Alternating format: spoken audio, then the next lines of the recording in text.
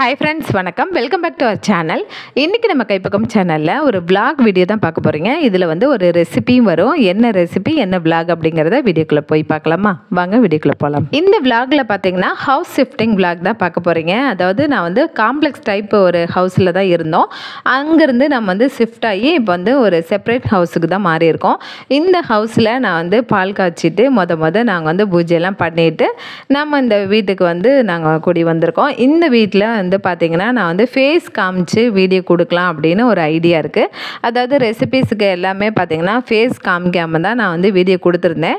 அதில் உங்களோட வரவேற்பு ரொம்பவே இருந்தது. இன்னும் நீங்கள் வந்து நிறைய சப்போர்ட் பண்ணுவீங்க நம்புகிறேன். இந்த மாதிரி ஃபேஸ் காமிச்சு வீடியோ கொடுக்குறது உங்களுக்கு எந்த அளவுக்கு பிடிச்சிருக்கு அப்படிங்கிறத மறக்காமல் கமெண்ட் பண்ணுங்கள். நிறைய ரெசிபீஸ்லாம் வரும். நான் வந்து டே vlog இந்த மாதிரிலாம் கூட கொடுக்கலான்னு ஒரு ஐடியா இருக்குது. உங்களோட கமெண்ட்ஸை எனக்கு வந்து நீங்கள் ஷேர் பண்ணுங்கள். இப்போது வந்து இந்த பூஜையெல்லாம் முடித்ததுக்கப்புறம் பார்த்திங்கன்னா நான் வந்து பார்த்திங்கன்னா ஒரு ரெசிபி ஒன்று அன்றைக்கி நைட்டு பண்ணியிருந்தோம். அதாவது மார்னிங் ஈவினிங் வந்து பண்ண இந்த டிஷ் எதுவுமே எடுக்க முடியல, ரொம்பவே டயர்டாகிடுச்சு. அதுக்கப்புறம் வந்து பார்த்திங்கன்னா நைட்டு வந்து ஒரு சப்பாத்திக்கு ஒரு ரெசிபி ஒன்று பண்ணியிருக்கேன். இந்த ரெசிப்பியில் பார்த்திங்கன்னா நம்ம வந்து ஈஸியாக ஒரு வந்து சைட் டிஷ் ஒன்று பண்ணலாம்.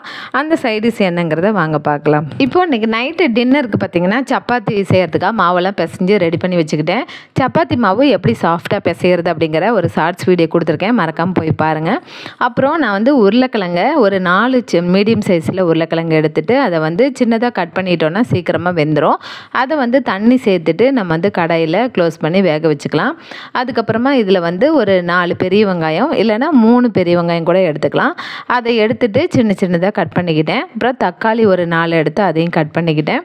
இப்போ இது கட் பண்ணதுக்கப்புறம் பீர்க்கங்காய் இருக்குது பாருங்கள், அது வந்து ஒன்று எடுத்து தோலெல்லாம் சீவிட்டு அதையும் நம்ம வந்து சின்னதாக கட் பண்ணிக்கலாம். கட் பண்ணி இதை வந்து நம்ம எல்லாம் தனித்தனியாக வச்சுட்டு இப்போ நம்ம வந்து கடாய் வச்சுக்கலாம். கடாய் வச்சுட்டு அதில் வந்து ஒரு 2 ஸ்பூன் இல்லைனா ஒரு 3 ஸ்பூன் அளவுக்கு தேங்காய் எண்ணெய் சேர்த்துக்கோங்க. தேங்காய் எண்ணெய் சேர்த்துட்டு கடுகு உளுந்தம்பருப்பு கடலைப்பருப்பு இருந்தால் சேர்த்துக்கலாம். இதெல்லாம் சேர்த்து நல்லா பொரிஞ்சதுக்கப்புறம் நம்ம வந்து எடுத்து கட் பண்ணி வச்சுருக்க பெரிய வெங்காயம் இருக்குது பாருங்கள், அதை வந்து சேர்த்துக்கலாம். சேர்த்துட்டு பெரிய வெங்காயம் சேர்த்து கருவேப்பிலையும் சேர்த்துட்டு இது நல்லா வதங்கட்டும். கோல்டன் ப்ரௌன் வந்ததுக்கப்புறம் நம்ம வந்து இந்த பீர்க்கங்காய் இருக்குது பாருங்கள், அதை சேர்த்துக்கலாம்.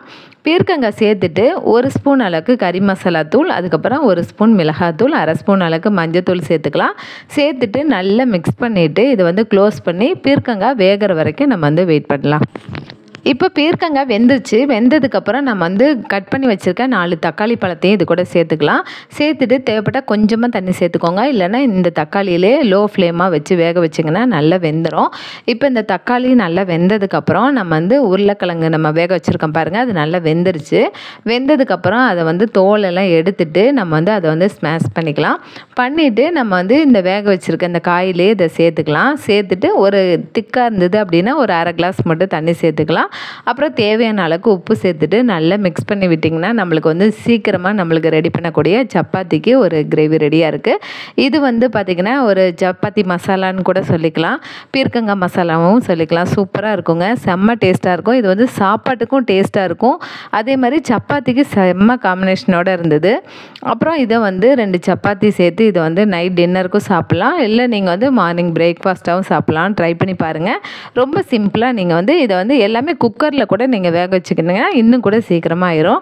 ட்ரை பண்ணி பாருங்கள். இந்த மாதிரி இன்ட்ரெஸ்டிங்கான வீடியோக்கு நம்ம சேனலை சப்ஸ்கிரைப் பண்ணி பாருங்கள், பெல் ஐக்கானை ப்ரெஸ் பண்ணுங்கள். இந்த ரெசிபி எப்படி இருந்ததுன்னு மறக்காமல் கமெண்ட் பண்ணுங்கள். எங்கள் வீடியோ எப்படி இருந்ததுன்னு மறக்காமல் கமெண்ட் பண்ணுங்கள். இந்த மாதிரி ஃபேஸ் காமிச்சு வீடியோ போகிறதுக்கு உங்களோட சப்போர்ட் எனக்கு ரொம்பவே தேவை. வீடியோ பிடிச்சா மறக்காமல் லைக் பண்ணி ஷேர் பண்ணுங்கள். தேங்க்யூ.